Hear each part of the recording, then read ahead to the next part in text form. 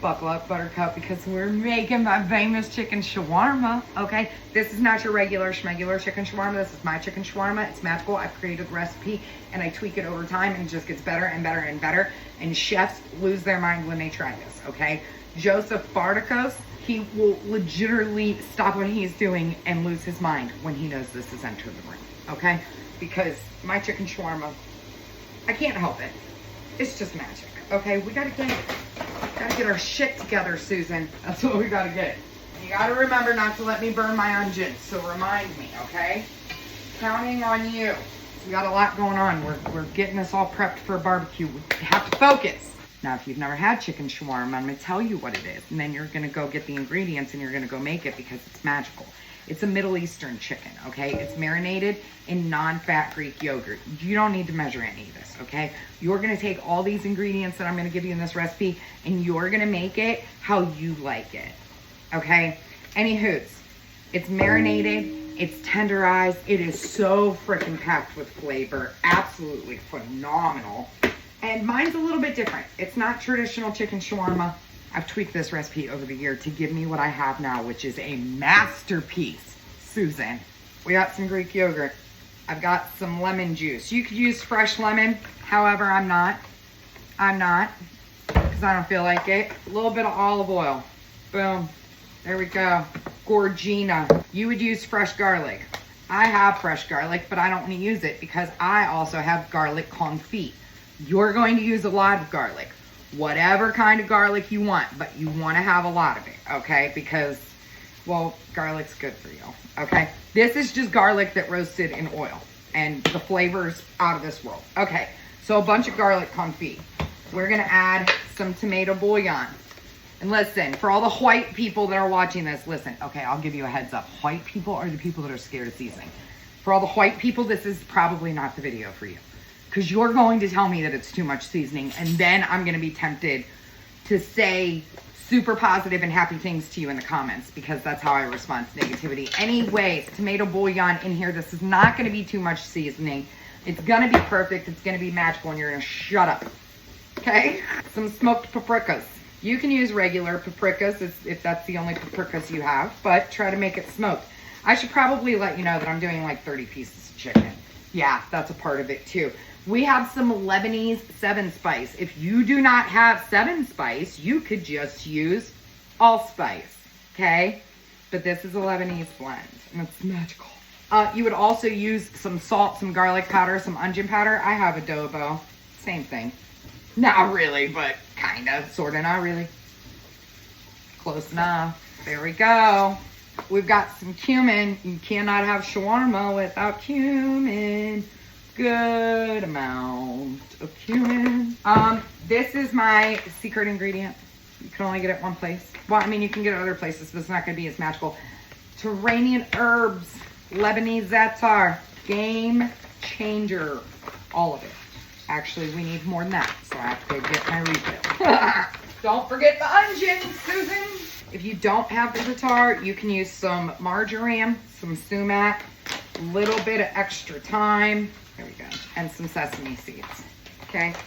So there's that. It's beautiful, wonderful, lovely. We love it. This is not in traditional shawarma. Again, my shawarma is not traditional. It's a million times better. You heard my husband. He loves this shit. Curry powder going in. Again, not traditional, but it's good. So do it. We're going to add some extra turmeric. Some extra ginger. There's ginger in the curry powder and the allspice, but we want a little bit extra, okay? Like a little thing on our tongues. You don't have to have this. I love this stuff. It's a vegetable seasoning from the Lebanese store, Middle Eastern store. I call it Lebanese store because I'm Lebanese. But vegetable seasoning from the Middle Eastern store, you don't have to have it. But it's like dehydrated bell peppers and ding dongs and stuff like that. If you don't have that, a good substitute to use would be just a little bit of chicken bouillon powder. I'm gonna add that too. Now we're gonna mix this up. And what we're looking for this to become is a big, thick paste. Like a nice paste. I think I'm gonna use the rest of my yogurt, probably. Because again, I'm making like 30 pieces of chicken. You're not. I'm getting in there and mushing up that pureed that garlic confit, like pureeing it with my spatula. Definitely adding the rest of this yogurt. I'm not vacuum sealing this. It's gonna have plenty of time.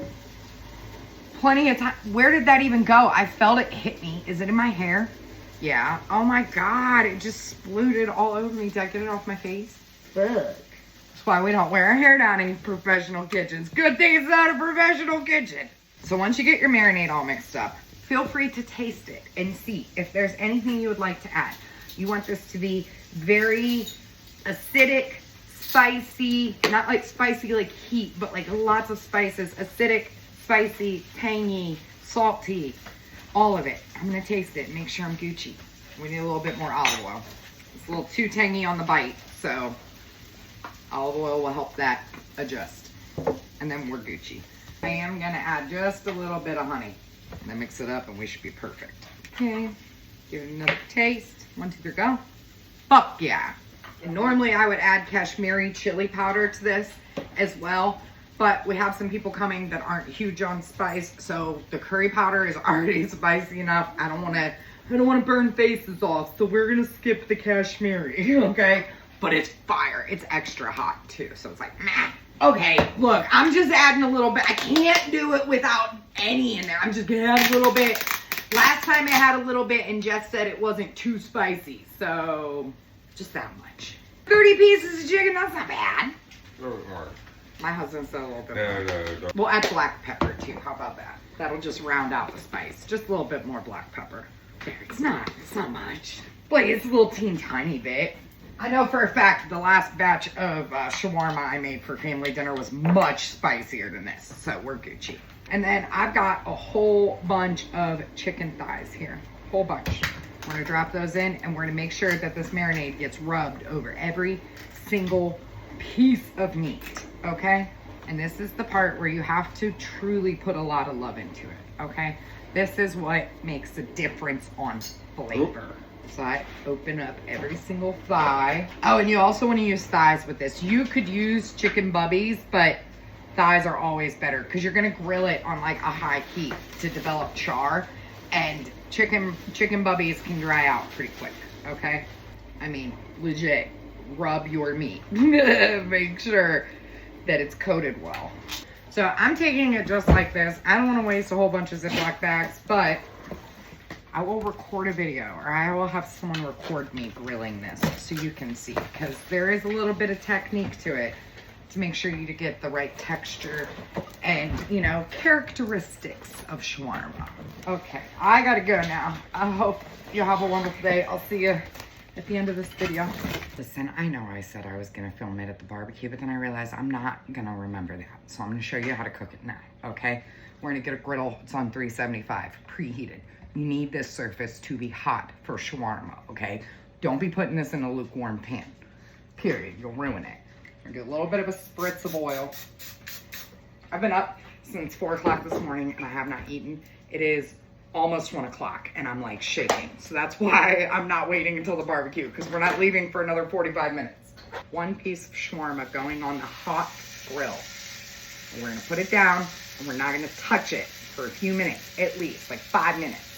When you start to see the color around the outside of the chicken getting brown, you're gonna flip it. Do you see that color right there? Looks burnt. It's not burnt, okay? That's the sugar in your yogurt caramelizing. Let it happen, honey. It's supposed to happen. Another 7 minutes. I think that was about 7 minutes. I don't know, I got carried away doing dishes, I forgot.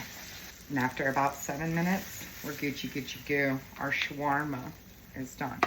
I like to serve this with toum, which is a garlic sauce. I did not make it today, however. But it's basically like garlic, lemon, salt, and then it's emulsified with oil. It's phenomenal. I'm on the wrong side of my toolbox. So because I don't have toum, I do have some tzatziki sauce.